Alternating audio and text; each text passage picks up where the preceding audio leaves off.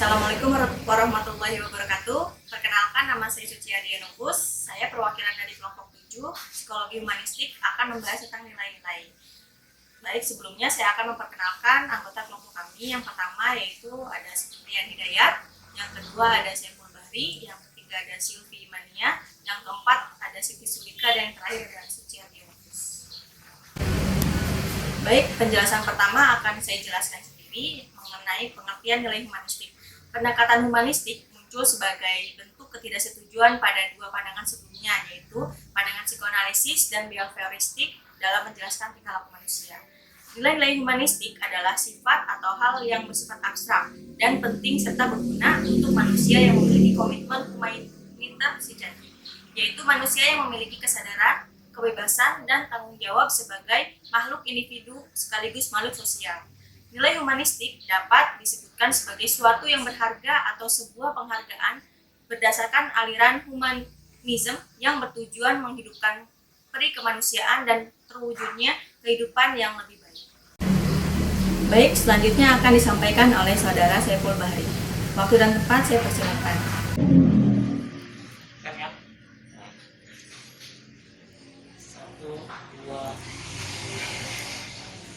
Baik, terima kasih kepada moderator yang telah memberikan saya kesempatan untuk membacakan materi selanjutnya.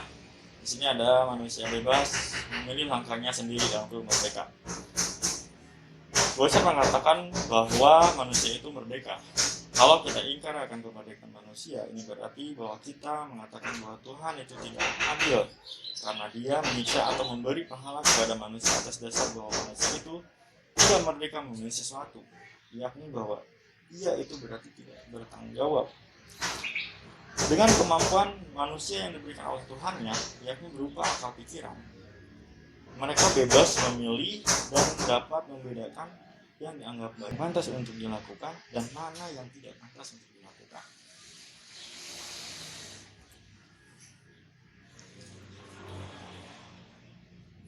Hasan Askari menjelaskan pada Janafri bahwa setiap manusia dipandang bertanggung jawab atas tindakannya. Ini merupakan gagasan tanggung jawab dalam Islam bahwa setiap orang akan menyadari bahwa diyakininya dan akan dimintai pertanggungjawaban atas tindakan-tindakannya. Nah, Abraham Maslow menyatakan bahwa dalam diri manusia terdapat dorongan positif untuk tumbuh sekaligus kekuatan yang menghambat.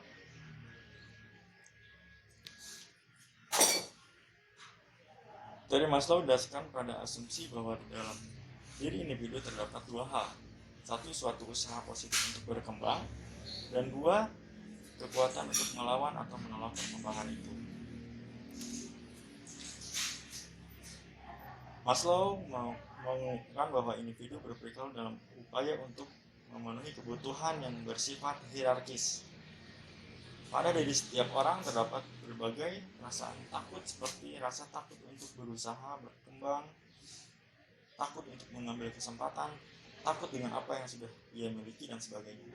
Tetapi di sisi lain, seseorang juga memiliki dorongan untuk lebih maju ke arah kepercayaan diri, menghadapi dunia luar, dan pada saat itu juga ia dapat mengira diri sendiri. Nah, sebagai contoh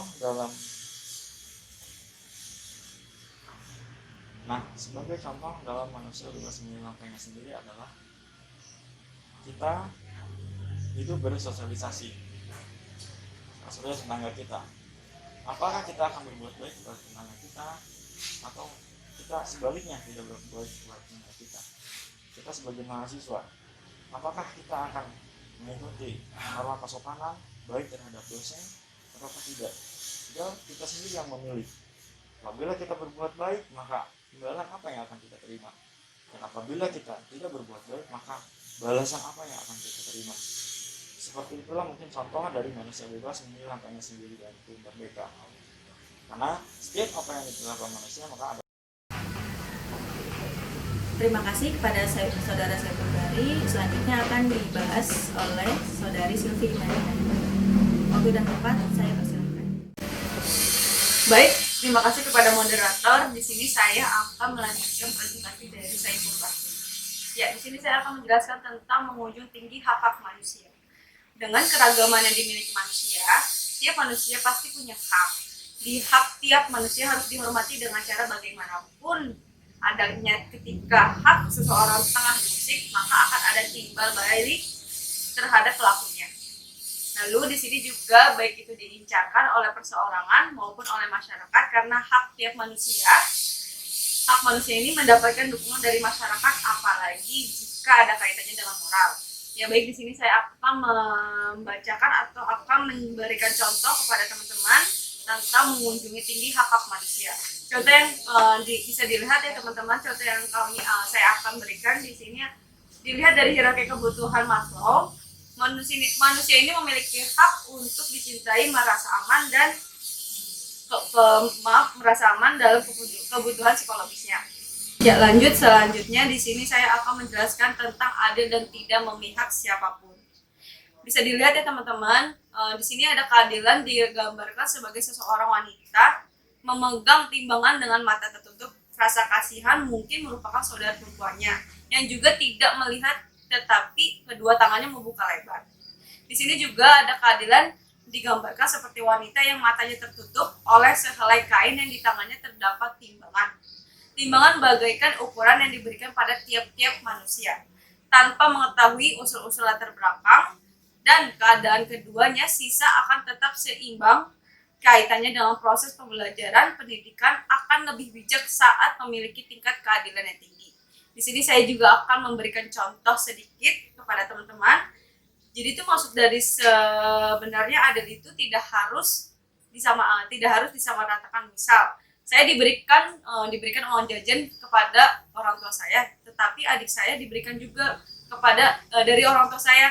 Nah, uang jajan itu beda porsinya teman-teman. Misalkan saya dikasih uang jajan 10.000, tetapi adik saya dikasih jajan 5.000, karena beda kebutuhan dan beda porsinya.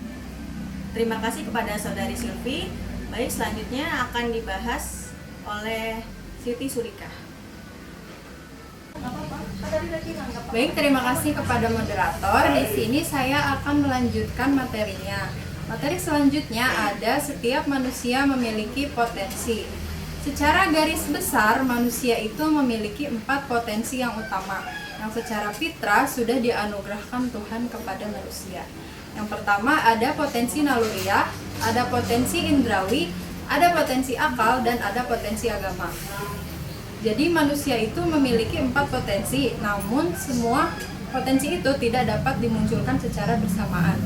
Jadi misalnya contohnya itu ada manusia yang memiliki potensi dalam bidang akademis, berarti dia potensinya itu ada di akalnya. Nah, lalu ada potensi indrawi, berarti manusia itu memiliki potensi dalam fisiknya, misalnya dia gemar olahraga dan sebagainya. Baik, yang selanjutnya ada internalisasi nilai-nilai humanistik. Pada dasarnya perkembangan psikologi humanistik bermula dari zaman Santo Thomas tentang adanya kemauan bebas atau free will, manusia yang bertanggung jawab atas tindakan mereka.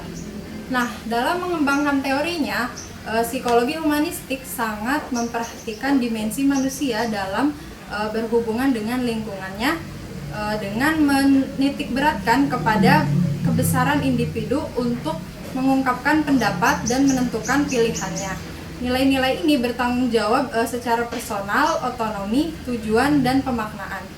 Baik, terima kasih. Saya kembalikan kepada moderator. Terima kasih kepada Saudari Siti Sulika. Selanjutnya akan dibahas oleh Saudara Rian Hidayat. Ya, baik. Terima kasih kepada moderator. Nanti saya akan menjelaskan tentang penjelasan dari James Bagental, di mana ia mengemukakan 5 dalil utama psikologi humanistik. Yaitu yang pertama adalah keadaan manusia tidak dapat direduksi ke dalam komponen-komponen. Yang kedua adalah manusia memiliki keunikan tersendiri dalam hubungan dengan manusia lainnya. Dan yang ketiga adalah manusia memiliki kesadaran akan dirinya dalam mengadakan hubungan dengan orang lain. Yang keempat adalah manusia memiliki kesadaran dan sengaja untuk mencari makna, nilai, dan kreativitas. Dan yang terakhir adalah manusia memiliki pilihan-pilihan dan dapat bertanggung jawab atas pilihan-pilihannya. Psikologi humanistik berpandangan bahwa manusia memiliki kekayaan jiwa yang diiringi dengan potensi-potensi yang harus dikembangkan. Oleh karena itu, psikologi harus lebih manusiawi, mempelajari masalah-masalah kemanusiaan yang mencakup unsur kesadaran dan ketidaksadaran. Di samping itu, manusia dipandang sebagai makhluk yang aktif, bebas, menentukan perilakunya sendiri, karena memiliki kekuatan di dalam dirinya yang mendorong ke arah aktualisasi diri dengan potensi-potensi yang dimilikinya. Sekian penjelasan dari saya kembalikan pada moderator. Terima kasih. Terima kasih kepada Saudara Rian Hidayat yang telah mempresentasikan materinya tersebut. Baik, yang terakhir adalah pembahasan kesimpulan. Kesimpulannya adalah humanistik berkembang menjadi a third force atau a third power atas reaksi terhadap dua aliran psikologi sebelumnya, yaitu behaviorisme dan psikoanalisa. Maslow mengemukakan bahwa individu berperilaku dalam upaya untuk memenuhi kebutuhan yang bersifat hierarkis. Teorinya yang sangat terkenal sampai dengan hari ini adalah teori tentang hierarchy of need atau hierarki kebutuhan. Menurut Maslow, manusia termotivasi untuk memenuhi kebutuhan-kebutuhan hidupnya. Kebutuhan-kebutuhan tersebut memiliki tingkatan atau hierarki, mulai dari yang paling rendah atau bersifat dasar atau psikologis, sampai yang bersifat paling tinggi atau aktualisasi diri. Nilai-nilai humanistik yaitu yang pertama, manusia bebas memilih langkahnya sendiri atau merdeka. Yang kedua, menjunjung tinggi hak-hak manusia. Yang ketiga, adil dan tidak memihak siapapun. Yang keempat, setiap manusia memiliki potensi. Manusia dipandang sebagai makhluk yang aktif, bebas menentukan perilakunya sendiri karena memiliki kekuatan di dalam dirinya yang mendorong ke arah aktualisasi diri dengan potensi-potensi yang dimiliki. Sekian presentasi dari kelompok kami. Terima kasih kepada teman-teman yang sudah menyampaikan materinya. Mohon maaf apabila ada kesalahan dan kekurangan dari materi yang kami sajikan. Saya tutup dengan salam. Assalamualaikum warahmatullahi wabarakatuh.